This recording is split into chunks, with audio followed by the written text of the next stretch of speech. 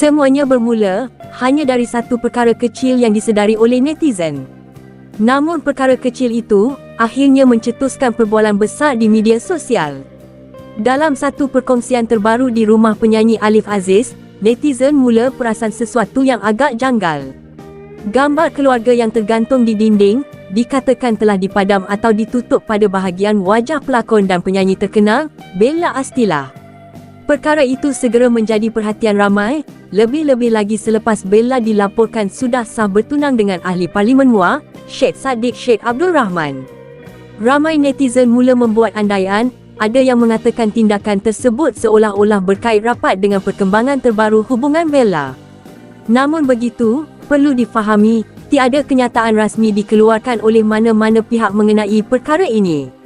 Apa yang lebih hangat, rata-rata netizen mula mengkritik tindakan tersebut. Ada yang berpendapat ia tidak selari dengan imej dan perkongsian berunsur keagamaan yang sering dimuat naik di media sosial. Malah, ada juga yang menyuarakan pandangan bahawa sebagai bekas pasangan, sepatutnya lebih banyak rasa hormat ditunjukkan, terutama apabila melibatkan ibu kepada anak-anak sendiri. Dalam masa yang sama, ramai juga netizen tampil mempertahankan Bella.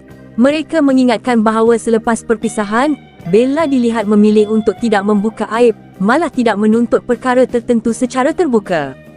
Perkara itu membuatkan ramai beranggapan bahawa Bella telah mengambil pendekatan matang dalam menguruskan kehidupan selepas perceraian. Namun, seperti biasa dalam dunia media sosial, apa yang dilihat tidak semestinya mencerminkan keseluruhan cerita sebenar. Boleh jadi ada sebab tersendiri yang hanya diketahui oleh mereka yang terlibat. Apapun yang berlaku, netizen terus mengikuti perkembangan ini dengan penuh perhatian. Persoalannya sekarang, adakah ini sekadar salah faham yang dibesar-besarkan? Atau ada kisah sebenar di sebalik apa yang berlaku? Yang pasti, kisah ini masih belum berakhir. Dan seperti biasa, rakyat Malaysia akan terus menunggu jawapan sebenar. Dalam pada itu, di sebalik segala spekulasi dan perbualan hangat ini, ramai netizen sebenarnya memilih untuk memberi fokus kepada perkara yang lebih positif. Rata-rata tampil mengucapkan tahniah kepada Bella Astilah dan Syed Saddiq Syed Abdul Rahman atas khabar pertunangan mereka. Malah, tidak kurang juga yang meluahkan rasa gembira melihat kebahagiaan yang dikecapi Bella selepas melalui pelbagai fasa dalam kehidupannya sebelum ini. Ramai peminat turut berharap agar hubungan ini dipermudahkan. Dan ada juga yang sudah mula menantikan detik bahagia seterusnya, iaitu majlis perkahwinan mereka dalam masa terdekat.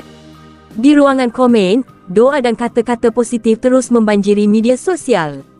Seolah-olah seluruh rakyat Malaysia turut tumpang gembira dengan perjalanan baru pasangan ini. Apapun yang berlaku, semoga segala urusan mereka dipermudahkan dan kebahagiaan yang dikecapi hari ini berkekalan hingga ke akhirnya.